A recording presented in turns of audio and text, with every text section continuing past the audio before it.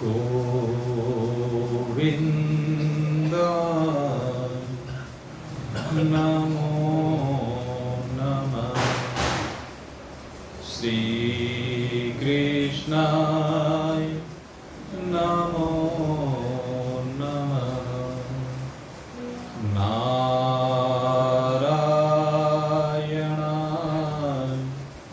नमोस्तुते।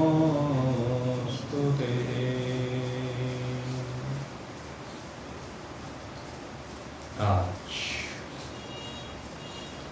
प्रेम पूरित भावों के साथ भगवान श्री कृष्ण के मुखारविंद से स्रवित बड़ी दिव्य अमृतमय है अमृत वर्षा में स्नान करने के लिए आप उपस्थित हुए। बड़ा सौभाग्य है जो भगवान श्री कृष्ण के मुखारविंद से स्रवित इस अमृत गंगा में हम स्नान कर रहे हैं। अन्यथा तो संसार में अधिकांश प्राणी केवल विषयों के बंधन में बंध करके भय निद्रा आहार मैथुनम च केवल इन 4 कार्यों से ही संयुक्त होकर के अपने जीवन की यात्रा को नरक से नरक की ओर ले जाते हैं। वो नरकों से निकल करके आते हैं, लेकिन भगवान ने सौभाग्य दिया है, वो सौभाग्य को दुर्भाग्य में बदल देते हैं और फिर से नरकों में जाकर के गोते लगाते हैं, वहाँ असीम कष्टों को झेलते हैं। लेकिन जो भगवान की वाणी का यहाँ पर श्रवण करते हैं, भगवान की आदेश को अपने जीवन में समाहित करके अपने जीवन को अमृतमय बना लेते हैं, वह इस चक्र से छुट्टी पा जाते हैं। और इस चक्र से छुट्टी पाने में भगवान ने कल हमें बताया कि भाई इसमें आपके आहार की बहुत बड़ी भूमिका है। आहारस्त्वहपि सर्वस्य त्रिविधा भवति प्रियः यज्ञस्तपस्तथा दानं तेषां भेदमिमं शृणु। भगवान कहते हैं कि जो 3 प्रकार का आहार है, एक आहार तो ऐसा है जो आपको संसार के बंधन से मुक्त करने वाला है। दूसरा आहार ऐसा है जो आपको भोगों में फंसाने वाला है। और तीसरा मेरे मित्रों ऐसा आहार है जो आपको नरकों की ओर लेकर जाता है, नरकों की आग में दहकने के लिए फेंक देता है। तो भगवान कहते हैं कि जो शरीर तुझे प्रदान किया है, अरे इस शरीर को प्राप्त करने के बाद तो केवल और केवल भगवान को पाने के लिए आया है। इस शरीर का उपयोग कर। इस संसार में क्यों चिपका पड़ा है? ये संसार तुझे कुछ देने वाला नहीं है, ये संसार तो लेने के लिए है। सब अपना अपना कर्जा तेरे से ले रहे हैं, तुझे देने वाला कोई नहीं है। बस देने वाला अगर कोई है तो वो परमात्मा है, और वो परमात्मा सदा ही तुझे सुख देता है। वो अलग बात है कि तू सुख को भी दुख में अपने आप परिवर्तित कर दे। भगवान तो तुझे अवसर देते हैं, और अवसर मिलने के बाद भी अगर तू उसका लाभ ना उठाए तो भाई मूर्ख के अलावा क्या कह सकते हैं? वो व्यक्ति मूर्ख ही होता है, और मूर्ख व्यक्ति की गति मेरे मित्रों निकृष्ट होती है। भगवान ने मनुष्य शरीर का अवसर ही तो दिया है, ये सबसे श्रेष्ठ शरीर दिया है, और ये इसीलिए दिया है कि तू यहाँ भव के रोग से पिंड छुड़ा ले, भव के रोग से तू मुक्त हो जाए। भव के रोग से मुक्त होकर के तो अमृत में जीवन को जी, उस अमृत का पान कर जिसको पीने के बाद कहते हैं सदा तेरे अंदर एक ऐसी संजीवनी शक्ति आ जाती है जो तुझे मरने नहीं देती। इसलिए उस अमृत का पान कर। भगवान इसी बात को बारंबार समझा रहे हैं। अरे इस संसार में क्यों तू फंसा पड़ा है? इस दुनिया में क्या है जिसको देख करके, जिसके प्रलोभन में तू आता है और उसके प्रलोभन में आकर के तू अपना ये सबसे कीमती जीवन यूं ही बिता देता है। रोज नए नए स्वप्न देखता है, रोज नई नई कामनाओं से संयुक्त होता है, लेकिन होता क्या है? तेरे स्वप्न पूरे भी हो जाए, तेरी कामना पूरी भी हो जाए, तो प्रत्येक भोग की स्थिति कितनी है? कहते क्षण भंगुर है। संसार का प्रत्येक भोग क्षण मात्र में समाप्त हो जाने वाला है।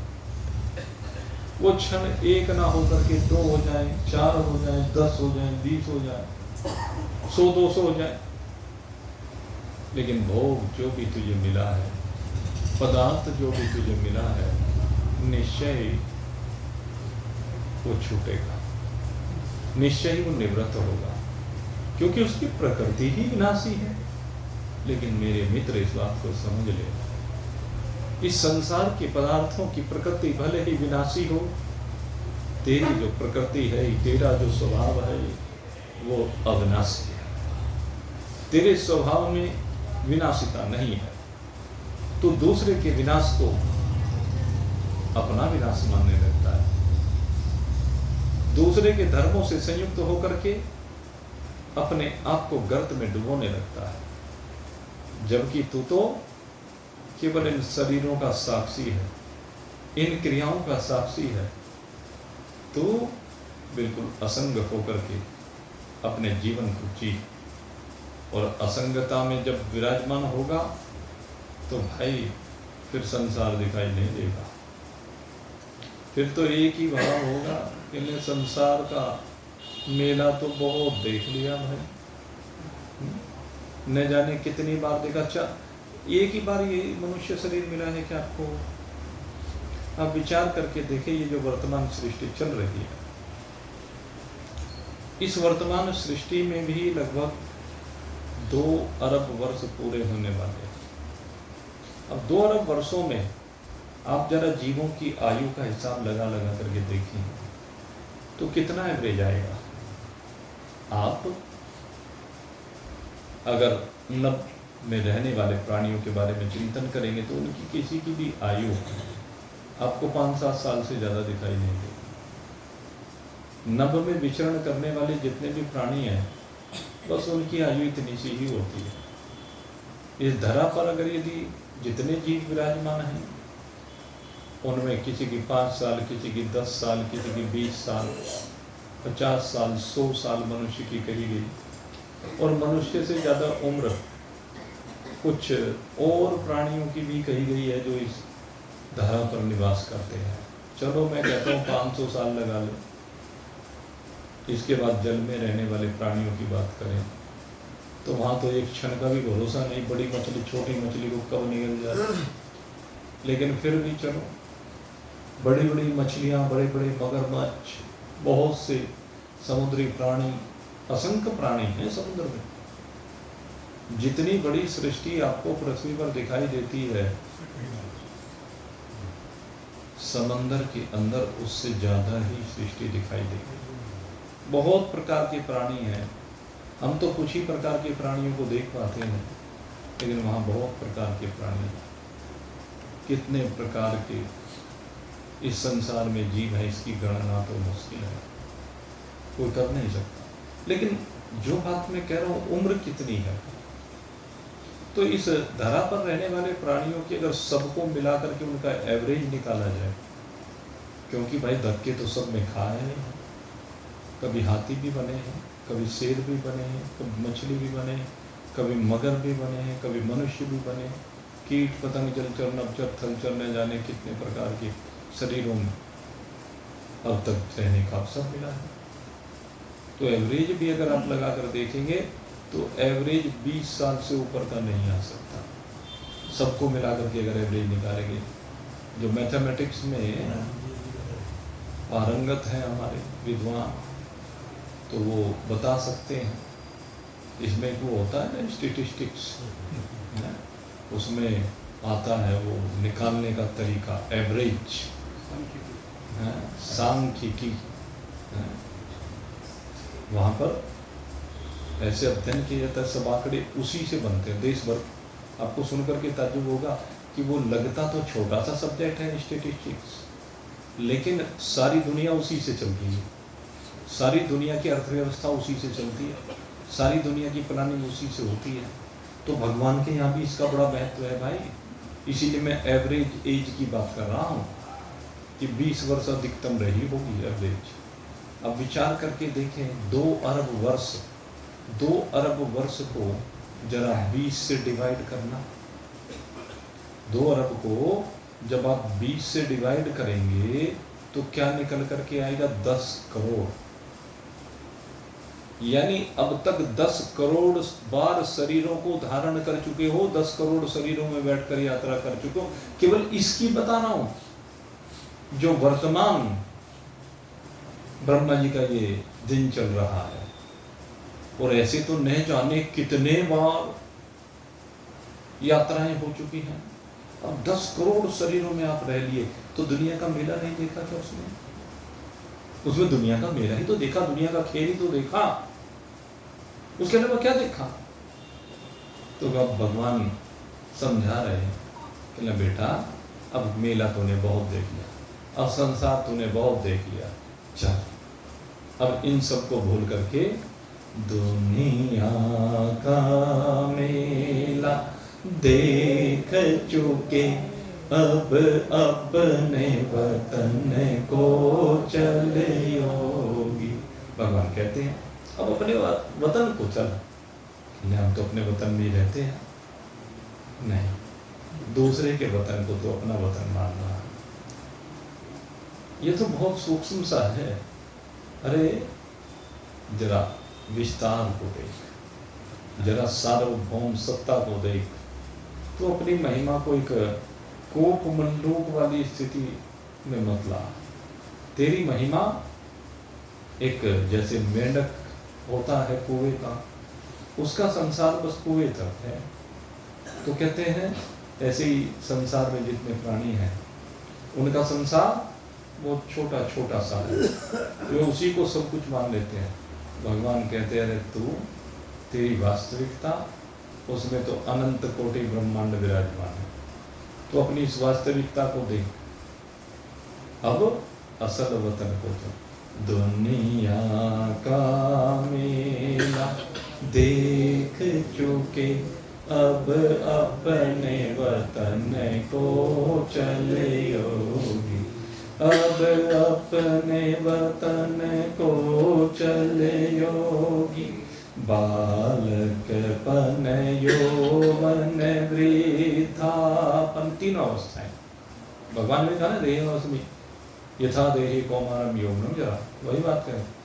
बालकपन यौवन वृद्धापन सब ही देखा हमने जीवन। कौन सी अवस्था को नहीं देखा? आप सब अवस्था, सभी अवस्थाओं के साक्षी रहे हैं। बालकपन आया तो बालकपन में बालस्तावत क्रीड़ा सकता, बाल्यावस्था में खेलते हुए बीती, उस खेलती हुई अवस्था को आपने देखा।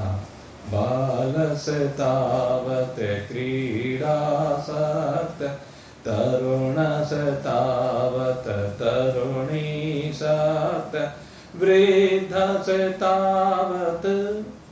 चिन्तासक्त वृद्धस्तावत चिन्तासक्त परमे ब्रह्मणि कोऽपि न सक्त। भज गोविन्दं भज गोविन्दं गोविन्दं भज मूढ़मते। अरे बालकपन खेल में बीत गया, जवानी भोगों में बीत गई और बुढ़ापे में आकर के चिंता विराजमान। ये सबसे बड़ा बुढ़ापे का विकार है। बुढ़ापे में सबसे बड़ी चिंता रहती है, मैं तो वो फिर आया भाई बुढ़ापा बेरी, परिवार में ममता गहरी, और पोते ब्यावन की मन में रहरी, और हिल्ली करूंगा। ये है विशेषता। बूढ़े को सबकी चिंता रहती है, उस बूढ़े की किसी को जरूरत नहीं है, लेकिन वो बूढ़ा फिर भी नहीं समझ पाता, वो फिर भी समझता नहीं है। यही तो है, फिर भी फंसा पड़ा है, काल सामने दिख रहा है, फिर भी चिपका पड़ा है कि मैं नहीं मरूंगा। अरे काल तो जब आएगा सबको इस शरीर को छोड़ना ही पड़ेगा, तो इस बात को समझ, उसको छोड़ करके फिर दूसरे शरीर में जाने की क्यों सोचता है? दूसरे शरीर में मत जा। भगवान कहते हैं ये शरीर तुझे मिला है यज्ञ करने के लिए मिला है, तप करने के लिए मिला है, साधना करने के लिए मिला है, दान करने के लिए मिला है, तीर्थ करने के लिए मिला है, संतों का संग करने के लिए मिला है, और अमृत पान करने के लिए मिला है।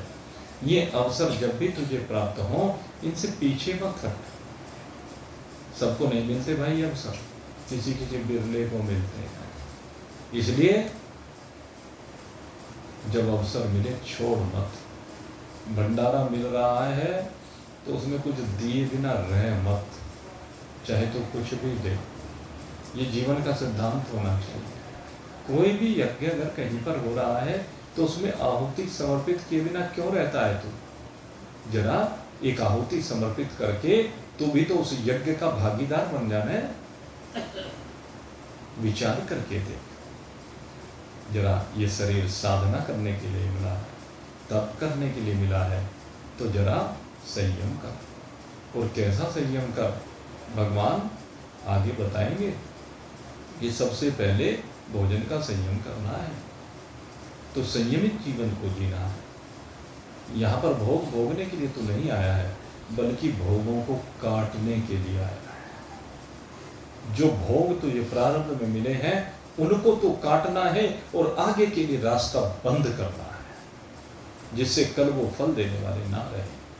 ये तुझे करना है। इसलिए जरा विचार कर।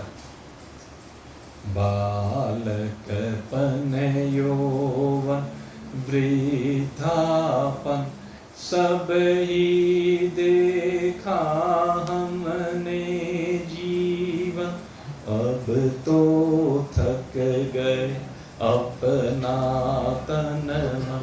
भाई हमें और का तो पता नहीं, हमारा तो थका हुआ है।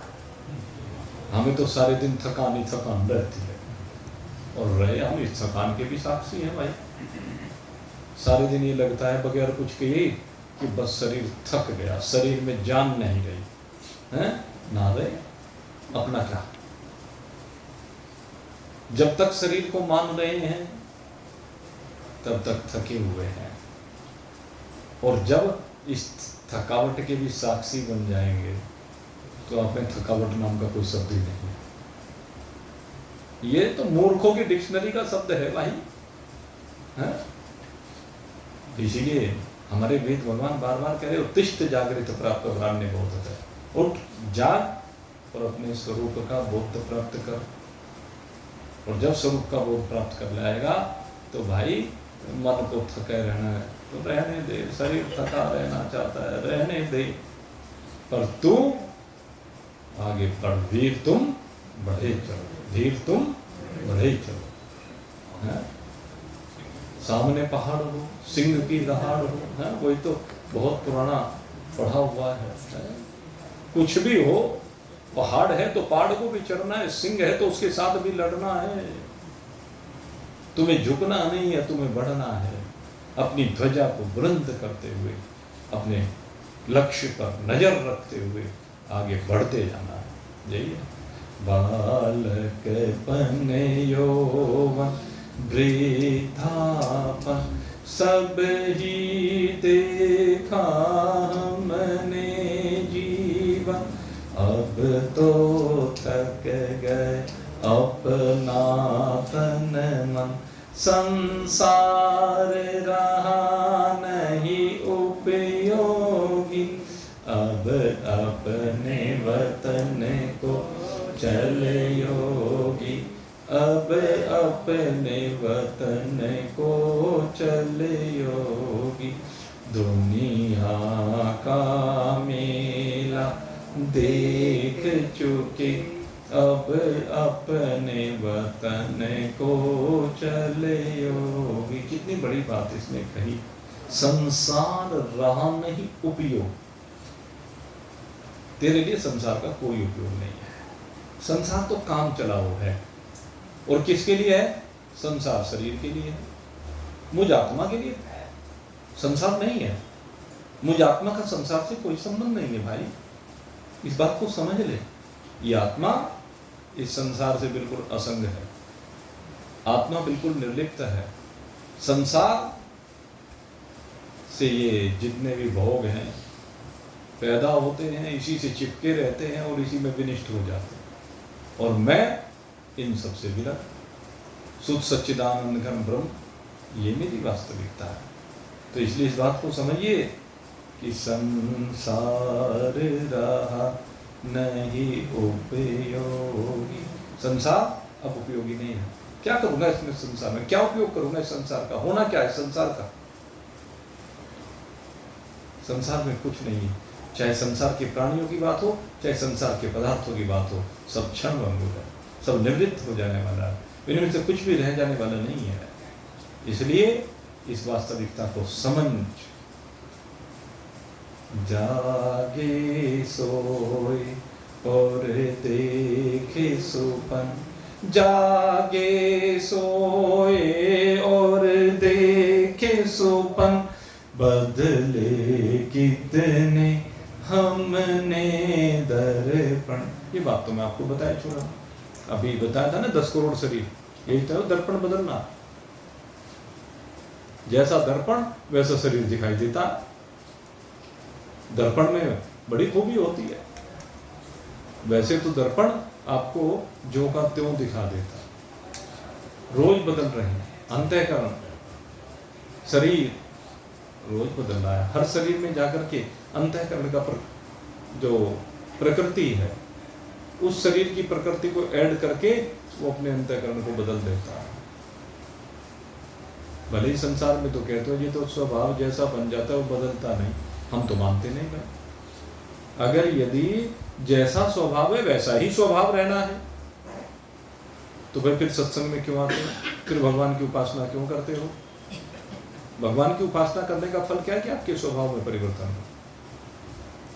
आप परोपकार क्यों करते हैं? कि आपके स्वभाव में परिवर्तन हो। आप भगवान की भक्ति कर ही इसलिए रहे हैं कि आपके अंदर वो प्रेम के अंकुर फूटने लगे। जो ये हृदय, पत्थर हृदय बना हुआ था, वो द्रवित हो जाए। तो क्यों नहीं होता? सत्संग में तो सबके मन का परिवर्तन ही होता है भाई। अच्छा जरा विचार करके देखो, इस सत्संग को चलते हुए लगभग 17-18 वर्ष हो गए, और 17-18 वर्ष से जो सत्संग चल रहा है, अब जरा विचार करके देखो उससे पहले का स्वभाव, जो जब से आना प्रारंभ हुआ है उससे पहले के स्वभाव को देखें और आज के स्वभाव को देखें, तो आपको दिखाई दे जाएगा कि स्वभाव में, शरीर का स्वभाव है, अंतःकरण का स्वभाव है, उसमें बहुत परिवर्तन हो गया। हमने भी देखे भाई, बहुत परिवर्तन देखे हैं, और ये परिवर्तन देख करके उनके दृष्टा बनने की आवश्यकता है। आज एक जगह पर गए तो पुरानी कुछ यादें ताजा हो गई। हमने चलती हुई रहट को देखा, और रहट को देख करके पुरानी याद ताजा हो गई, जो बचपन में देखा था।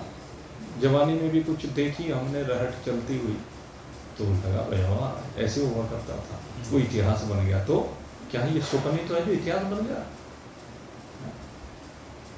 वो पुराने घरों में गोबरी लीपना, वो इतिहास ही तो बन गया। सबके घरों में लिपा करती थी। पुराने जो विधान थे, घर में सुबह उठते चक्की चला करती थी सबके घरों में, हैं? 50-60 साल में सब निपट गया भाई। तो वो ये परिवर्तन देखो इतने से समय में हो रहा है। तो हम ये सोचते हैं कि इतने से समय में, और पहले नहीं हुआ, पहले भी ऐसे ही होता है, आगे नहीं होगा, आगे भी ऐसा ही होगा। जैसा संसार का रूप आज दिख रहा है, वो संसार का रूप कल ऐसा नहीं दिखाई देगा। रोज बदल जाने वाला है संसार भाई, लेकिन तुम बदलने वाले नहीं हो। संसार बदल जाता है, संसार का स्वभाव बदल जाता है, संसार का रूप बदल जाता है, संसार का रंग बदल जाता है, लेकिन आप नहीं बदलते हैं, क्योंकि आप शुद्ध सच्चिदानंद घन ब्रह्म है। और शुद्ध सच्चिदानंद घन ब्रह्म जब आपकी वास्तविकता होती है, तो ये तो ना बदलने वाला तत्व है, इसमें कभी कोई विकार होता ही नहीं, निर्विकार तत्व है। ये समस्त संकल्प विकल्प की सीमाओं से बाहर है। जहां भी संकल्प और विकल्प होते हैं, वहां पर बदलाव होता है, वहां पर विनाश होता है, लेकिन आप इन सब सीमाओं से परे हैं। इसीलिए कह रहे हैं कि भाई अब तू जो है जरा अपनी वास्तविकता को पहचान ले। जागे सोए और देखे सोपन, बदले कितने हमने दर्पण, नकल माल अब तक देखा। अब तक क्या देखा? नकली माल।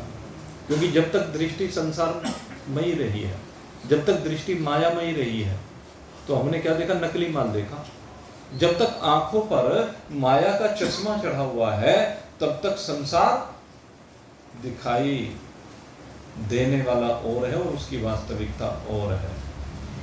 संसार में लिप्तता दिखाई देती है, लेकिन कहते हैं अरे छोड़, ये सब नकली माल है, तो अब असली माल का भोगी बन।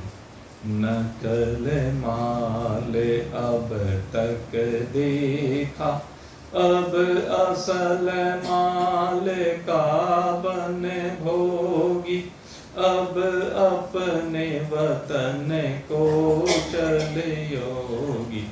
दुनिया का मेला देख चुके, अब अपने वतन को चले योगी।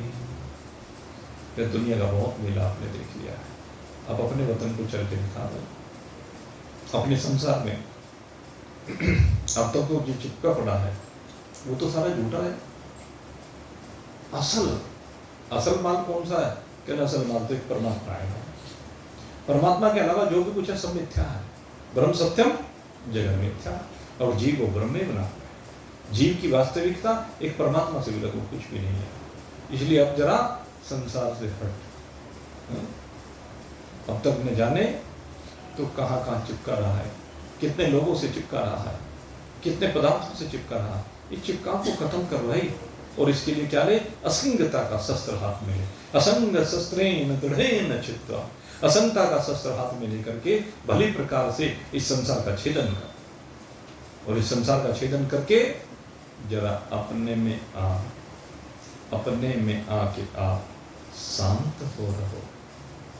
अपने में आके अब आप शांत होकर के रहो। ज्ञानेन्द्रिय कर्मेंद्रिय असमर्थ यदि बने, तो साहस से अपने आप का अवलंब तुम रहो। ये ज्ञानेन्द्रिय कर्मेंद्रिय आपको कमजोर करने के लिए है भाई।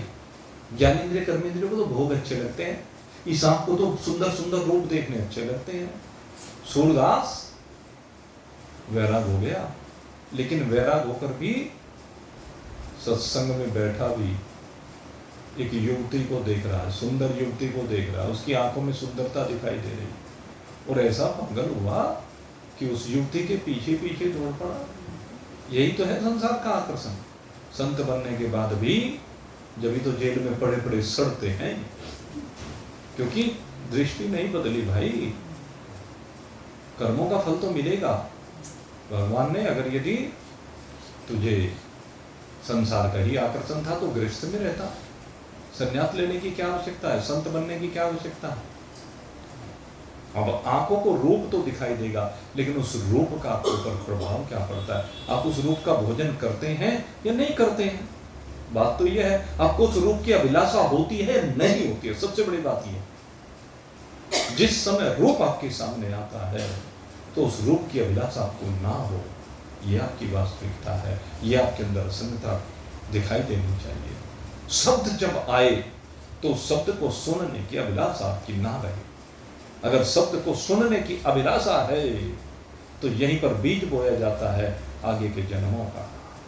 अगर स्पर्श करने की अभिलाषा तेरी बनी हुई है तो यहीं से बीज बो जाता है, यहीं से चिपकाव शुरू हो जाता है।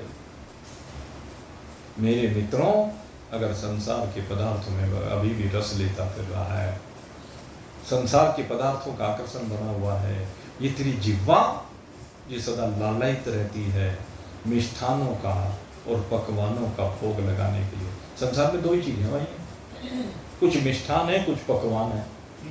नमक से बनने वाले पकवान हैं और मीठे से बनने वाले मिष्ठान हैं। और इनमें भाई ये उत्तम जी बता सकते हैं मिष्ठान कितने प्रकार के होते हैं। कि इसकी गणना तो मुश्किल है। अच्छा, पकवान कितने हो सकते हैं? कहने लगे इसकी भी गणना मुश्किल है। एक ही आटे में नमक, मिर्च, हल्दी, जीरा जो भी कुछ लगाएं, मुझे नहीं पता मसाले जो भी लगाते हैं।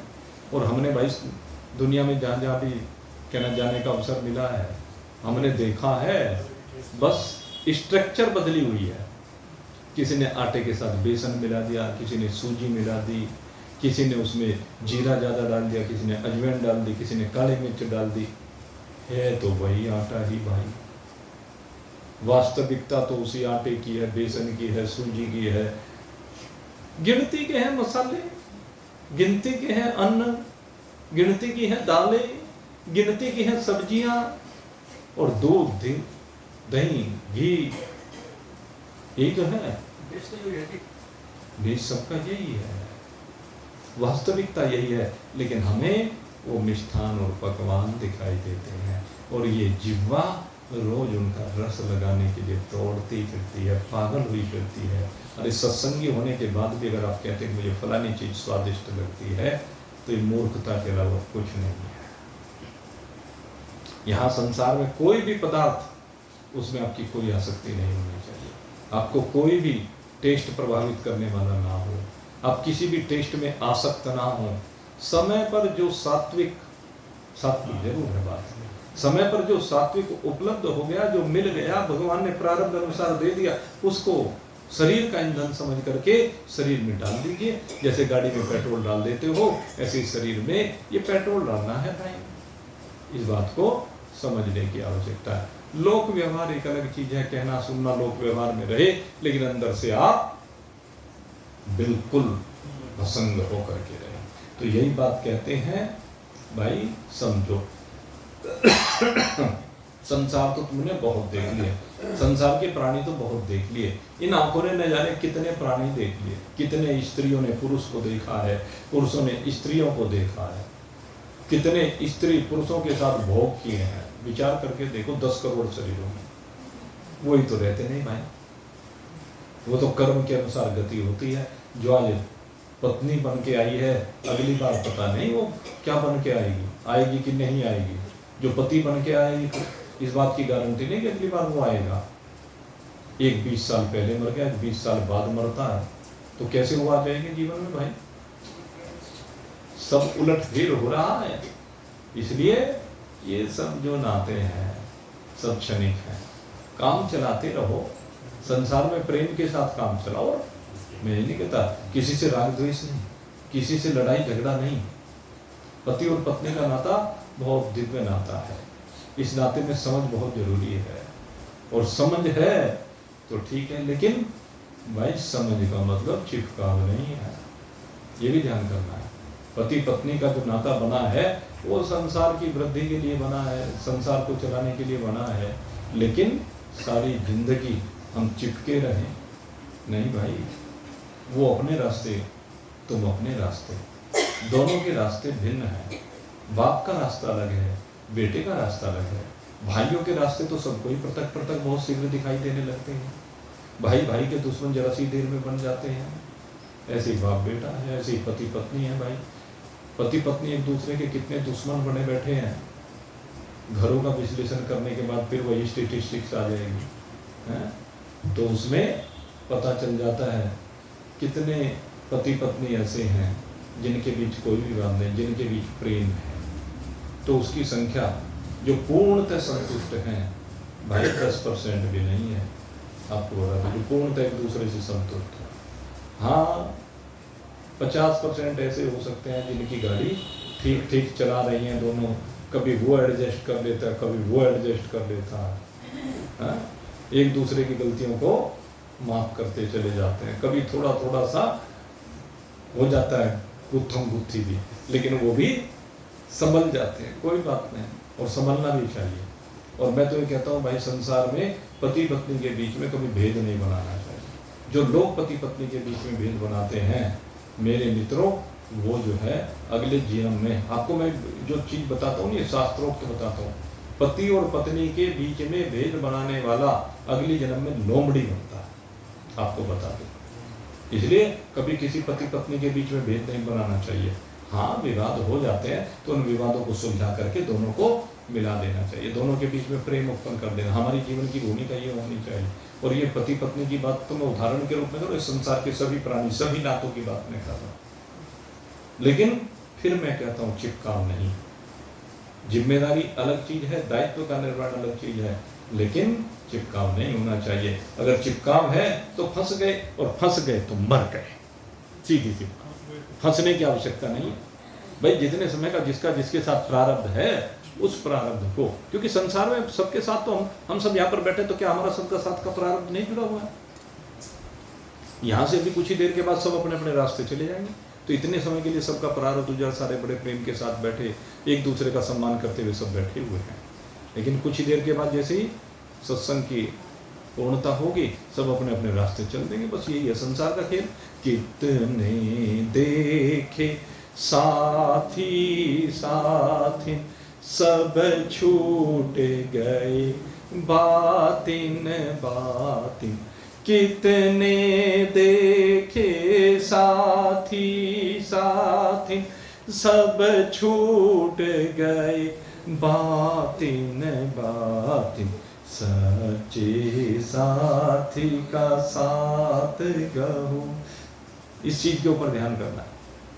संसार के जितने भी साथी हैं सब छूट जाते हैं, सब एक दिन बिछुड़ जाते हैं, सब अपने अपने रास्ते चले जाते हैं। ये संसार का नियम है। इसलिए कहते हैं तो ऐसे साथियों को अपना सच्चा साथी क्यों मानता है?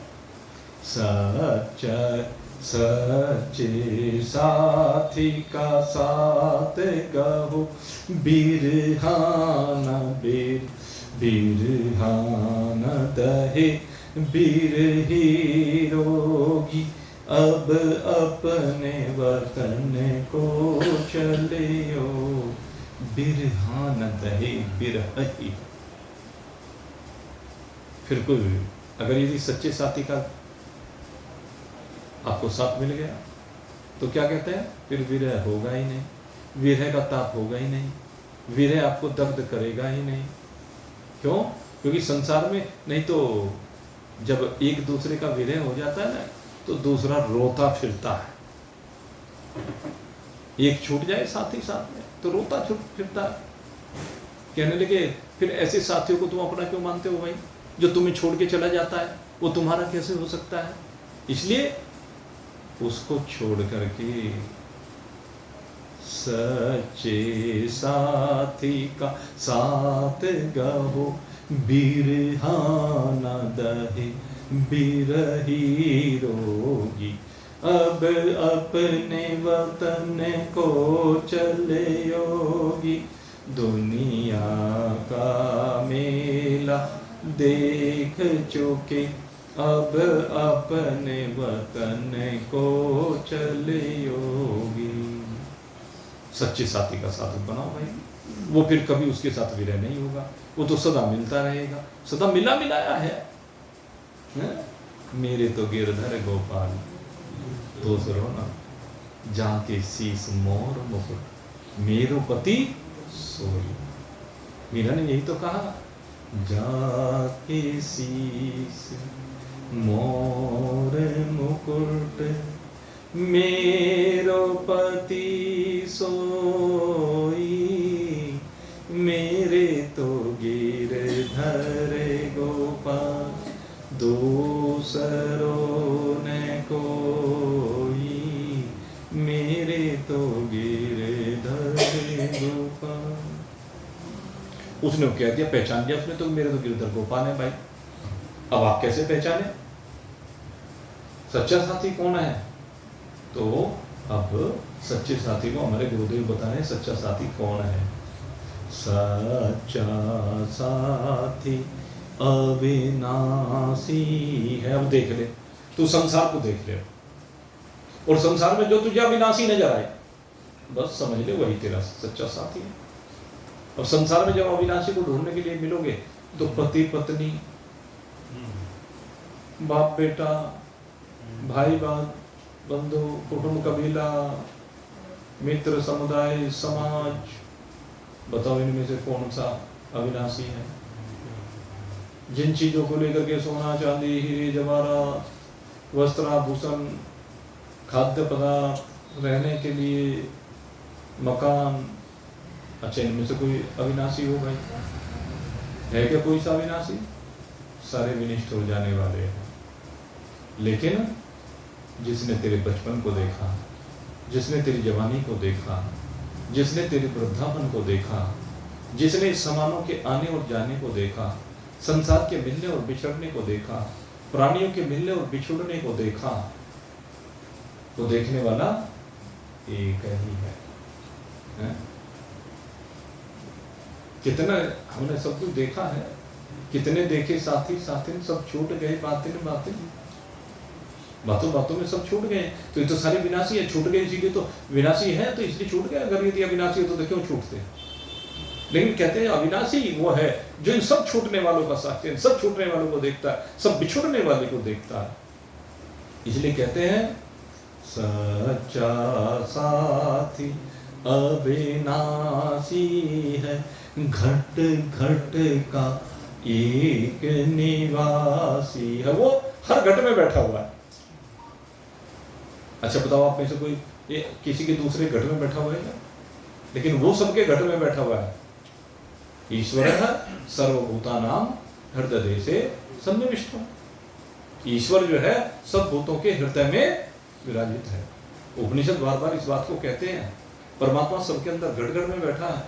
सच्चा साथी अविनाशी है, घट घट का एक निवासी है, देहात थमा निज साजन को। कहने इसलिए यहाँ करके इस मनुष्य शरीर को धारण करके जरा अपना हाथ अपने उस साजन के हाथ में थमा दे, उस परमात्मा के हाथ में जो अविनाशी है, उसके हाथ में अपना हाथ पकड़ा दे।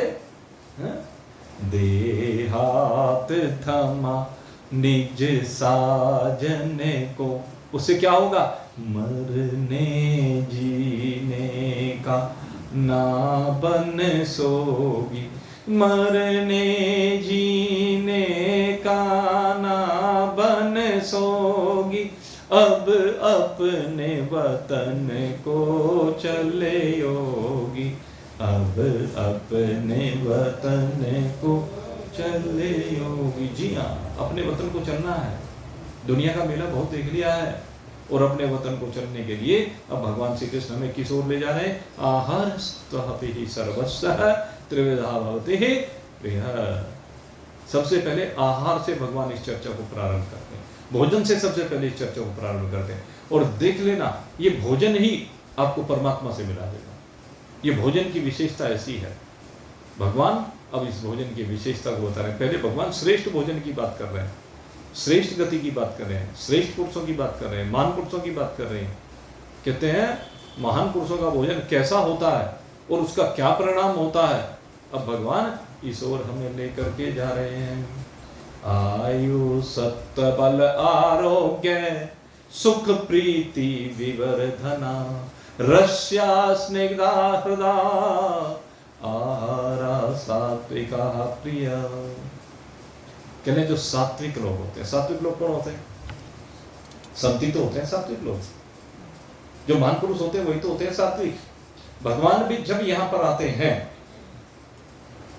तो सत्व गुण में भगवान अवतरित होते हैं, क्योंकि भगवान को जब यहाँ आना है तो गुण का सहारा उनको भी लेना पड़ता है, और भगवान यहाँ पर सत्व गुण का सहारा लेते हैं, क्योंकि सत्व गुण प्रकाशक है। सत्वात् संजायते ज्ञान, सत्व का संग होने से ज्ञान की उत्पत्ति होती है। इसलिए भगवान सतोगुण का आसरा लेते हैं, और सतोगुण का आसरा ही हमें लेना चाहिए। अगर सत्वगुण का आश्रय लेंगे तो महान बन जाएंगे, सतोगुणी भोजन करेंगे तो महान बन जाएंगे। संतों का भोजन शुद्ध सतोगुणी होता है। थोड़ा सा रज का मिश्रण कभी कभी हो जाता है, लेकिन तम का कभी नहीं होता, क्योंकि नमक है, मान लीजिए भाई, मीठा है भाई, तो वो इस सतोगुण में वो मीठा और मिठास पैदा कर देता है। वो रजोगुण भी सतोगुण में मिलकर के और मीठा बना देता है और प्रिय बना देता है, वो सतोगुण ही हो जाता है वो मीठा। रसगुल्ला भाई, उसमें अगर यदि, क्योंकि कहीं से बन रहा है, दूध से तो बन रहा है, दूध से खोया बनाया गया, और खोया बन करके उसको भाई फिर तो चाशनी में, वो जो बाखर कहते हैं, उसमें डुबो दिया जाता है, तो उसका रस वो ले लेता है तो रसगुल्ला ना, तो उस रसगुल्ले में जब वो रस आ जाता है तो वो भी रसगुल्ला बन जाता है। रसगुल्ले में जब चीनी आ जाती है तो वो भी रसगुल्ला ही बन जाता है। यही मैं आपको कहना चाह रहा हूं। तो इसलिए भगवान कहते हैं कि भाई अपने आहार को सात्विक बनाइए। सात्विक व्यक्ति को जो प्रिय है, सात्विक व्यक्ति को उससे क्या फायदा होगा?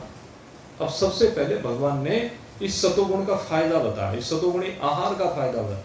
आयु, सत्व, बल, आरोग्य, 4 चीजों की बात की। और इन चारों चीजों में सबसे पहले आयु की बात की है, और आयु की चर्चा हम पहले कर चुके हैं। लेकिन यहाँ फिर भगवान ने कह दिया कि न आयु की वृद्धि करने वाला है, तो इसमें संशय बनता है। तो इस संशय की निवृत्ति अब भाई अगले सत्संग में करेंगे, और अगला सत्संग मंगलवार को होगा। अब उसके पीछे 4 दिन का तो अवकाश रहेगा, रविवार तक, और 3 तारीख यानी सोमवार को हमारा द्वादशी का भंडारा जो यथावत होता है वो लाला जी की दुकान पर यथावत ही होगा। दूसरी बात, 3 तारीख को मैं सत्संग करता, लेकिन क्या है 3 तारीख का एक प्रोग्राम और रखा है। 3 तारीख को यहाँ शामली में बहुत सुंदर खाटू श्याम जी का मंदिर बना है। भगवान श्री कृष्ण के भक्त, बड़ा दिव्य मंदिर बना है, बड़ा बहुत देख करके मन प्रसन्न हुआ कि जो हमारे यहाँ बड़े अच्छे अच्छे मंदिर हैं, जब हम बाहर देखने के लिए जाते हैं तो बाहर से तो आपको कुछ नज़र नहीं आएगा, लेकिन अंदर जैसे ही आप जाएंगे तो आपको दिव्यता नजर आएगी।